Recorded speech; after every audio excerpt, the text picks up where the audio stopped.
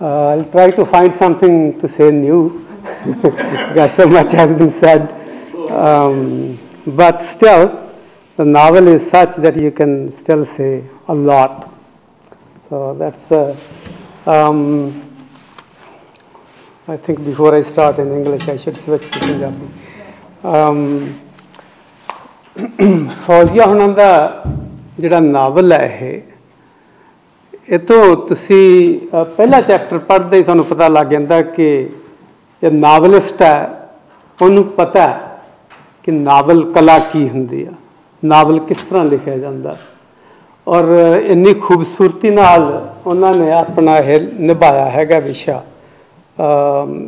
इन्नी कलात्मक तरीके नाल कि आई कैन डेयर से कि साडी पंजाबी च बड़े घट इहो जिहे नावल लिखे गए हैं सारी पंजाबी च। सो मैनू बहुत ही खुशी हुई है यह पढ़ के कि मैनू मौका मिले पढ़न का, भावें मैं बड़ी तेज़ रफ्तार से पढ़िया जिस तरह सुरजीत ने कहा, but still it was a joy. मैं हुण थोड़िया गल्लां कुछ करनी चाहूँगा कि शब्द सकीना सुकून, सुकून तो शायद बनया जिस तरह तुसी भी लिखा शायद अरबी तो यह शब्द आया सुकून, तो सकीना सुकून शब्द पंजाबी का भी शब्द बन चुका, उर्दू का तो है ही। तो मैनू नावल का नाम पढ़ के इस तरह लगा कि जी औरत है वो सुकून लभ रही है साडी सोसाइटी च, और मर्द ने जी सोसाइटी क्रिएट की है, सभ्याचार क्रिएट किया, पोलिटिकल सिस्टम क्रिएट किया, उहदे च कोई उन्हें सुकून नहीं मिलता।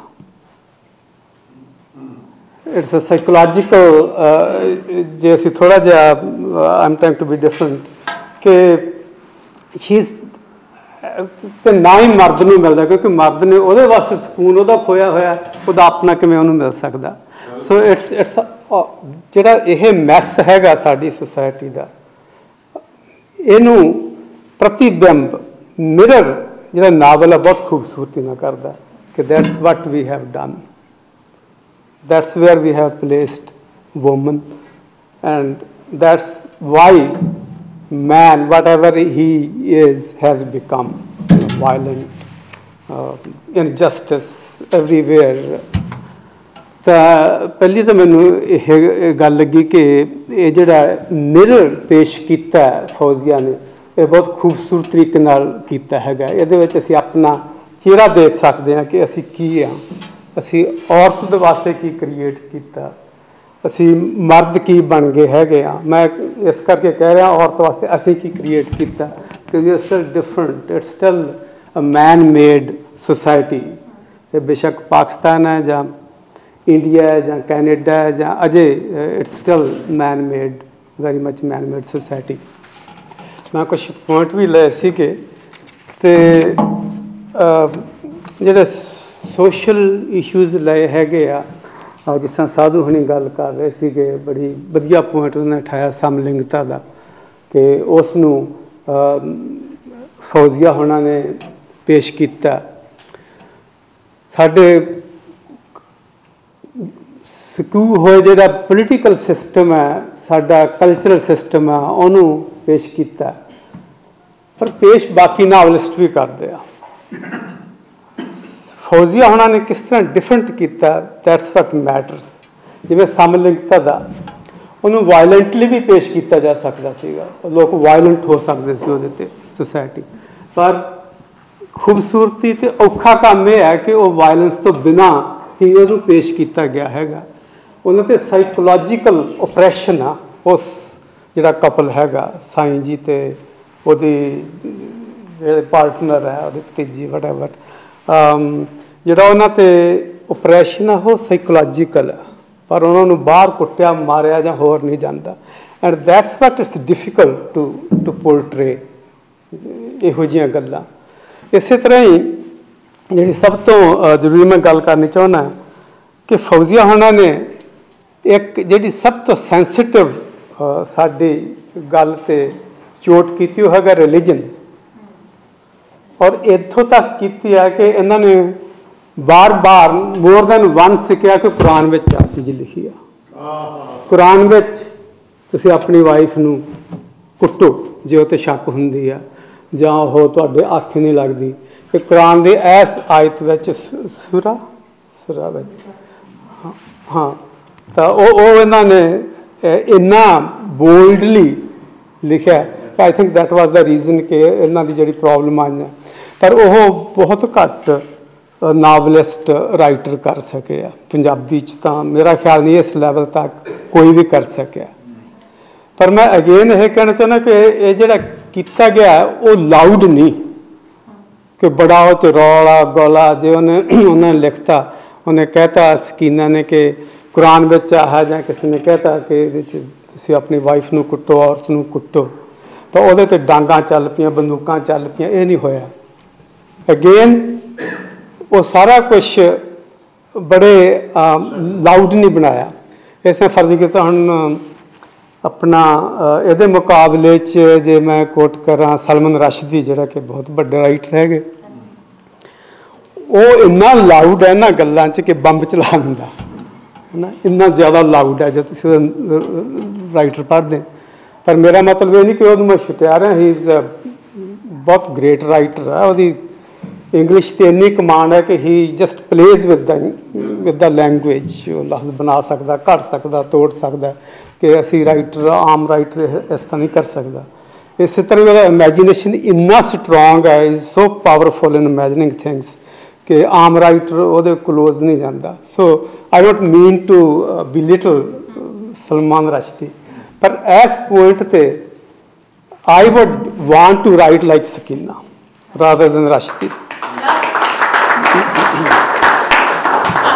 because that's difficult. It's difficult to write without being loud. ਹੁਣ अपनी हिंदी फिल्मां देखो तुसी बड़ा सौखा है, एक तुसी हीरो क्रिएट कर लो, एक विलन क्रिएट कर लो, and it's all violence loud because it's easy. पर जे तुसी उन्हां दे रियल पोर्ट्रे करनी साइकोलॉजी, तो you have to be without being loud, without being violent. You should be able to do that, and that's difficult. And I commend Fauzia कि उन्हें सारे novel through out that's what she did. She's never कि उत्थे डांगा चली जांदियां, बंदूकां चली जांदियां जां कुछ होर हो जांदा इन्हां गल्लां ते, but it still comes out, or very vividly it comes out. So I think it's really beautiful. इस तरह ही thank you. ताड़ियाँ फॉर फौजिया एक्चुअली राइट। इस तरह ही मैं लास्ट गल जी रिलीजन बारे कहनी चाहना कि अक्सर जदों असी दूसरे रिलीजन पोर्ट्रे करते हैं तो उन्होंने थोड़ा नीवा ही हुंदा हो, ठीक है, that's what's happening even with writers all that. पर इस novel which secularism is the centre. जदों एक मुसलमान सिख बन जाता या सिख अपने आप को सिख पोर्ट्रे करता, तो उन्होंने घटिया नहीं दिखाया, उन्होंने उस तरह का ही शायद उस तो वधिया ही दिखाया है। So it's a very subtle point जिहड़ा कि ये रिलीजन दे अगेंस्ट स्टेटमेंट आ कि दूसरे रिलीजन के लोग माड़े नहीं गे, दूसरे रिलीजन के लोग भी उन्ने हो सकते, उदों अच्छे भी हो सकते हैं। That's the statement, it's a very powerful statement that novel gives. So मैं so I think I'll stop here. There are a few points I could have suggested. Maybe this is not the place. And Sadhuna Nika, I don't think I agree with you. I think it's a freedom she expresses when she comes down.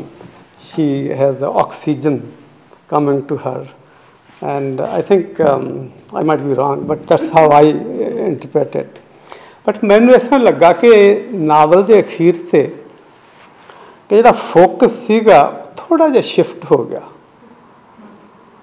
I think थानू शायद writer नू लालच हो गया कि जो कंटैंपोरेरी मसाला बहुत ज़बरदस्त हैगा, it very often it happens with the big writers too. पर उतों ऐसा लगा मैनू कि जी सफरिंग औरत की सीगी वो एंड वाली सफरिंग वो औरत करके नहीं रही, वो टैररिज्म करके या पॉलिटिक्स करके, क्योंकि वो जो बंदा भी होंगी सकीना फिर भी उन्होंने उस तरह टैररिज्म नाल उन्हें टैरीफाई होना सीगा।